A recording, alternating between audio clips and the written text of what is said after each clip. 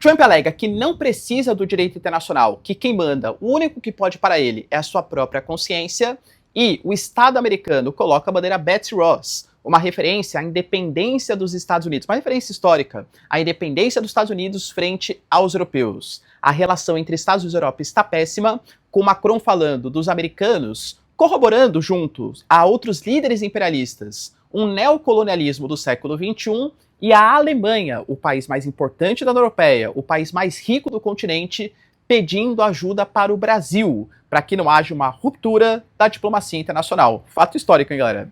Enquanto isso, o Brasil tenta se mobilizar, faz reuniões com o México, com o Canadá e com a Colômbia pedindo respeito à comunidade internacional, mas o Trump dando mais anseios imperialistas na Groenlândia e até falando sobre Taiwan, mostra que o Brasil vai ter um certo trabalho e, se não tomar cuidado, pode até ter ingerências internas no nosso processo eleitoral. Se vocês querem ter um pouco mais sobre esses assuntos, e muito mais também sobre geografia, geopolítica, atualidades, política, polêmicas, enfim, tudo para você se manter sempre bem atualizado, já se inscreve no canal, deixa o like, compartilha esse vídeo, que o professor Ricardo conta muito com a sua ajuda. Belezinha? Pessoal, recado rapidinho aí da nossa parceiraça do canal. Agora é pra valer, hein? Começou 2026 e todas as resoluções de final de ano você vai ter que fazer aí pro ano novo. Uma das coisas mais essenciais para que você melhore a sua relação com você mesmo é gostar do que você vê no espelho. No caso dos homens aqui do Brasil, por exemplo, tenham noção que quase metade convive com algum tipo de calvície. Se você tem, como eu, acima de 35 anos, sobe para 65%. E caso tenha histórico familiar, sobe para até 80%. E eu posso falar com grande propriedade, porque já fui totalmente calvo, passei por um processo de transplante capilar e isso revolucionou minha vida, tá? Em ganho de confiança pessoal, profissional, fez uma baita diferença. Só que, claro, não posso descuidar. Tenho que cuidar para que os fios antigos continuem aqui, né? Cuidar direitinho e também impedir que os fios novos continuem caindo. Para isso, faço o tratamento com a referência do mercado nacional, que é a Manual. A Manual é uma plataforma de saúde que descomplica o seu tratamento para a calvície de maneira totalmente prática e segura, porque conecta você a médicos e farmácias credenciados e tudo isso 100% online. Você tem acesso a um tratamento personalizado, sem esperar meses por uma consulta ou, por exemplo, longas filas em farmácia, atrás de medicamentos que você julgue necessários. Lembrando que é super simples, é só você entrar no site, você preenche um questionário de saúde e um médico credenciado avalia o seu caso e indica o melhor tratamento para você. E tudo de acordo com as suas necessidades. É totalmente personalizado. Você ainda tem um acompanhamento clínico ilimitado via WhatsApp e tira todas as suas dúvidas quando julgar necessário. Não perde a oportunidade, porque utilizando o meu cupom PROFESSOR, você vai ter acesso na sua primeira compra a 40% de desconto mais frete grátis. E caso você tenha vergonha, eu até trouxe o meu aqui, tá? Isso aqui é a caixa que chega para Manual. Cara, convenhamos, dá pra saber? Ah, professor, tenho vergonha de falar que é um tratamento... Até nisso a Manual pensa e é totalmente discreta. Então, se você quer revolucionar o seu 2026 e melhorar a sua confiança, tenha certeza que a Manual vai te ajudar nesse processo, porque me ajuda também. Bom, galera, então bora lá pro vídeo, ó. Como eu trouxe para vocês na introdução, o Trump, em uma entrevista ontem, ele deu uma declaração bastante polêmica, porque é óbvio que está sendo confrontado, né, contra ele, a questão dos princípios do direito internacional. Os Estados Unidos não poderiam ter atacado a Venezuela, a não ser que eles tivessem sido atacados previamente. Você não pode ferir a soberania de um país, a não ser que aquele país te ataque previamente, ou haja uma aprovação, uma resolução do Conselho de Segurança da ONU. Nenhuma das duas coisas aconteceu, então isso fere os princípios internacionais. Ah, professor, mas o Maduro é um ditador. São coisas diferentes, paradigmas diferentes, discussões diferentes. Quando ele foi confrontado, ele falou assim, não, mas eu respeito o direito internacional. Só que o meu direito internacional, ele falou que não precisa do direito internacional, já que só a sua própria mente, a sua própria moral, é só isso que pode para ele. Vocês entendem como isso meio que abre precedente para que coisas parecidas aconteçam? Já coloquei para vocês.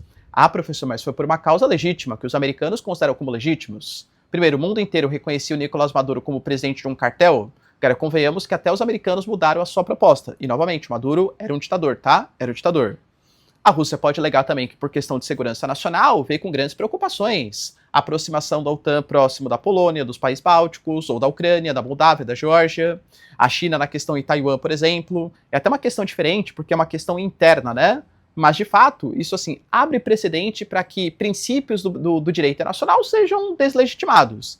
E não que não fossem antes, tá? mas acho que o processo está cada vez mais acelerado e as organizações multilaterais estão cada vez mais desacreditadas. Vídeos americanos que saíram de 66 dessas organizações no dia de ontem. Quando isso foi colocado, ao mesmo tempo, a gente teve uma publicação de um órgão oficial dos Estados Unidos colocando a bandeira Betsy Ross, que é uma bandeira pré-guerra civil, que é hoje uma referência, né, às 13 colônias que deram origem aos Estados Unidos. Hoje é amplamente utilizado por grupos nacionalistas e conservadores. Na legenda eles colocaram: o patriotismo vai prevalecer, America First, always. Ou seja, os europeus, a gente vai ver que estão tecendo críticas aos Estados Unidos, alguns países latino-americanos também têm essas críticas, e aparentemente isso foi meio que uma indiretinha para, pode falar o que vocês quiserem. Nós, americanos, primeiro vamos pensar nos interesses americanos, ou segundo Trump, né? O que molda o meu pensamento não é direito internacional, e sim a minha própria mente, para depois, eventualmente, pensar em interesses comuns, em direitos internacionais. Eu acho isso extremamente preocupante, e mais uma vez mostra como cada vez mais os Estados Unidos estão deslegitimando o continente europeu. Ontem mesmo, aliás, hoje, tá? O Trump ele falou que possivelmente ele vai ter que escolher entre a OTAN e a Groenlândia, e falou ontem, na sua publicação, que a OTAN não mete medo em ninguém, que a China e a Rússia têm medo dos Estados Unidos, e não do continente europeu. Ou seja, fazendo uma espécie de separação. O J.D. Vance falou, por exemplo, que os europeus sempre vêm com essa retórica histórica, mas nós vencemos juntos na Segunda Guerra Mundial. Falou assim, mas não é porque alguém fez uma coisa boa 25 anos atrás que não pode fazer uma besteira hoje. Então os europeus estão pregando sim essa ruptura frente ao continente europeu.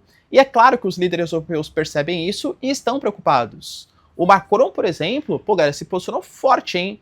Criticou Maduro, mas posicionou forte contra essa intervenção americana.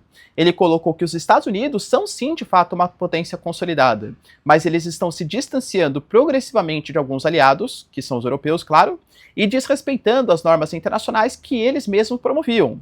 As grandes potências querem dividir o mundo, as instituições multilaterais funcionam cada vez pior, e sim, nós devemos rejeitar o novo colonialismo e o novo imperialismo.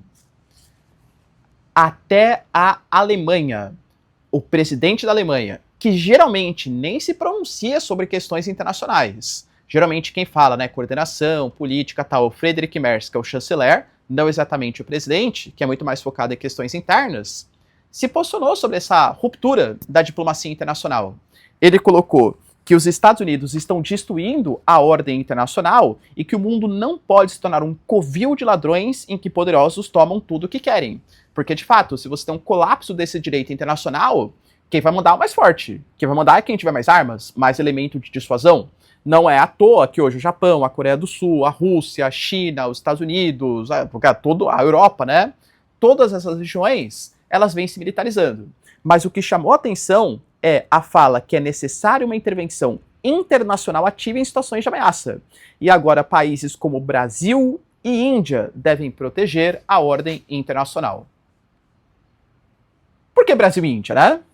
Brasil e Índia fazem parte dos BRICS, grupo de países emergentes que se fortaleceu nos anos 2000, principalmente pós a crise de 2008, em que caiu muito a responsabilidade, com motivos claros, né, sobre os países desenvolvidos, e não dava mais para os países emergentes serem excluídos das decisões internacionais. Brasil, Índia, Rússia e China se mobilizam, começam a participar de reuniões, depois chamam a África do Sul, mais recentemente, pós-guerra Rússia e Ucrânia, outros membros entram ou como membros oficiais ou como membros parceiros dos BRICS, e hoje eu diria que é quase uma oposição ao G7. G7, que são as nações mais desenvolvidas do mundo, que está rachado com os Estados Unidos.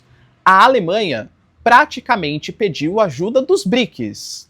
Só que pedir ajuda para a China e para a Rússia geopoliticamente, acho que não faria muito sentido para os alemães.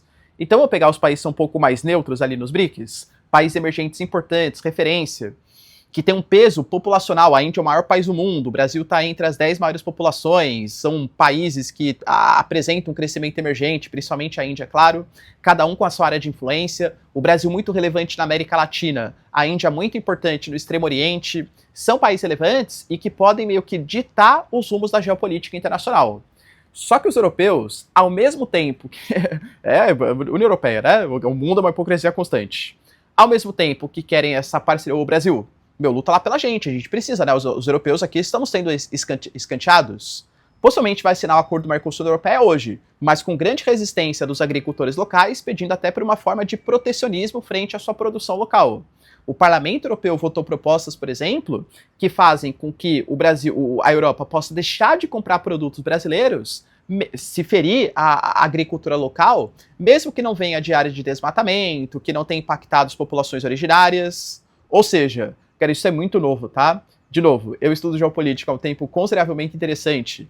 Ver a Alemanha pedindo ajuda para o Brasil para resolver uma ordem geopolítica internacional é uma coisa assim ímpar.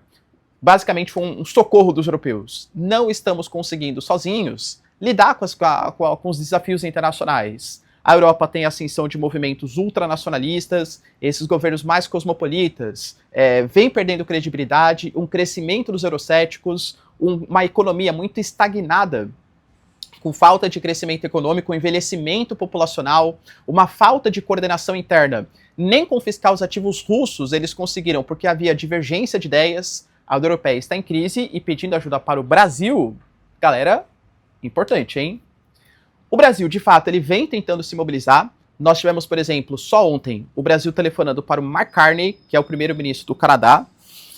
Houve ali a conversação entre os dois, e o Canadá colocou que os líderes enfatizaram a necessidade de todas as partes respeitarem o direito internacional e o princípio da soberania, e ficou combinado que o Mark Carney vem para o Brasil em abril. Eles discutiram como que vai ser a forma de transição política na Venezuela, e acordaram que tem que respeitar a soberania da Venezuela. Pô, galera, que legal, né? O Trump vai ligar para isso? Sinto muito, mas acho que não, né? O Brasil também telefonou para a Colômbia de Gustavo Petro e coisas muito parecidas. Colocaram que abre um precedente perigoso essa intervenção dos Estados Unidos e que uma segurança regional e a ordem internacional estão fadados ao fracasso. Saudaram a libertação dos presos políticos, como eu trago para vocês. O Brasil não mais apoiava de maneira incondicional Nicolás Maduro, vide o veto à entrada nos BRICS, vide a Venezuela fora do Mercosul, vide o Brasil não reconhecendo, e a Colômbia também, tá? Não reconhecendo Nicolás Maduro porque não apresentou as atas eleitorais. Então o Brasil saudou essa libertação dos presos políticos e mais recentemente também telefonou para Claudia Sheinbaum, presidente mexicana, porque ela está em vias de ser atacada, segundo palavras do Trump, por conta da atuação dos cartéis. A questão que fica é que o Brasil também tem as suas próprias preocupações. Trouxe para vocês que o ICL, ouvindo agentes da ABIN, Agência de Inteligência Brasileira, identificou possibilidade de intervenção e gerência dos Estados Unidos nas nossas eleições. E como eu trouxe para vocês, tanto faz se é direita ou esquerda, não é Lula ou Bolsonaro, galera, é quem compactuar com os Estados Unidos. Quando a gente pega, por exemplo, a revogação da Lei Magnitsky, que foi feita pelos americanos, cara, o Brasil, muito possivelmente, teve que ceder alguma coisa, já que o Alexandre de Moraes não mudou em nada a prisão do Bolsonaro, até piorou, né? Porque não estava preso, agora ele está preso, entende? O que será que foi condicionado? Por que será que rolou uma química entre Lula e Trump? Cara, não sabemos. Mas, vocês entendem que se os Estados Unidos colocam que o seu principal objetivo é que o hemisfério é nosso, publicou isso o Departamento de Estado, e o Brasil tem hoje a China como sua maior parceira econômica, o Brasil tem fortes investimentos chineses, uma relação diplomática muito próxima. Pô, cara, será que não tem interesse de interferir no processo eleitoral do país que tem mais de 200 milhões de habitantes, que está dentre as 10 maiores economias do mundo, que é membro dos BRICS, que pleiteava até pouco tempo atrás a moeda comum dos BRICS? Então, o Brasil tem que tomar um certo cuidado, porque se a gente começar a atuar como essa liderança, pedindo respeito ao direito internacional, confrontando os Estados Unidos, pode acabar sobrando pra gente, principalmente em ano eleitoral. Será que o Brasil vai conseguir se portar como esse líder aí?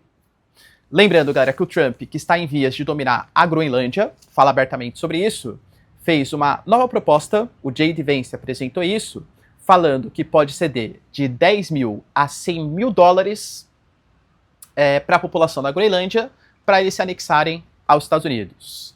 Isso foi prontamente repelido pela Alemanha, pela França e tal. E, galera, que eu falei, o Trump, né? A gente pode ter que escolher entre a Groenlândia e a OTAN. E a gente vai pensar nos nossos interesses nacionais. Até sobre Taiwan, o Trump falou, e demonstrou que talvez não esteja tão... Se bem que é uma posição dúbia, como historicamente é dos Estados Unidos. Porque o Trump ele vendeu 11 bilhões em armas e equipamentos para Taiwan, mas falou, por exemplo, que a questão de Taiwan depende do Xi Jinping. Ele falou que hoje o Xi Jinping considera Taiwan como parte da China e que cabe a ele decidir o que fazer. Eu disse para o Xi Jinping que ficaria muito infeliz se ele fizesse isso. Eu espero que ele não faça. Mas ele acha que ele não vai fazer enquanto o Trump for o presidente, porque ele impõe algum tipo de respeito para a Rússia e para a China.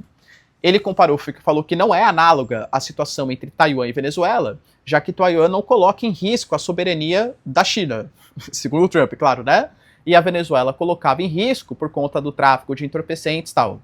E de fato, são questões bem diferentes, porque segundo a própria ONU, Taiwan pertence à China. Taiwan é uma república separatista, uma república que pede a independência da China, mas que pertence. Até os americanos oficialmente reconhecem Taiwan como parte integral de uma única China, que é a República Popular da China. Mas mais do que discutir a questão de Taiwan, eu quero que vocês vejam um pouco na entrelinha. Tá vendo que ele falou, ó, o que vai acontecer é uma questão doméstica da China, o Xi Jinping. Espero que ele não faça. Mas, né? Ou seja, basicamente, eu não vou ficar interferindo na questão de Taiwan. Será, galera? Porque Taiwan tem o seu escudo de silício, produz chips semicondutores, é essencial para a produção industrial em escala mundial. Será? Deixa aí nos comentários, quero saber a sua opinião. No mais, galera, se vocês curtiram o vídeo, tamo junto, beijos, abraços e tchau, tchau.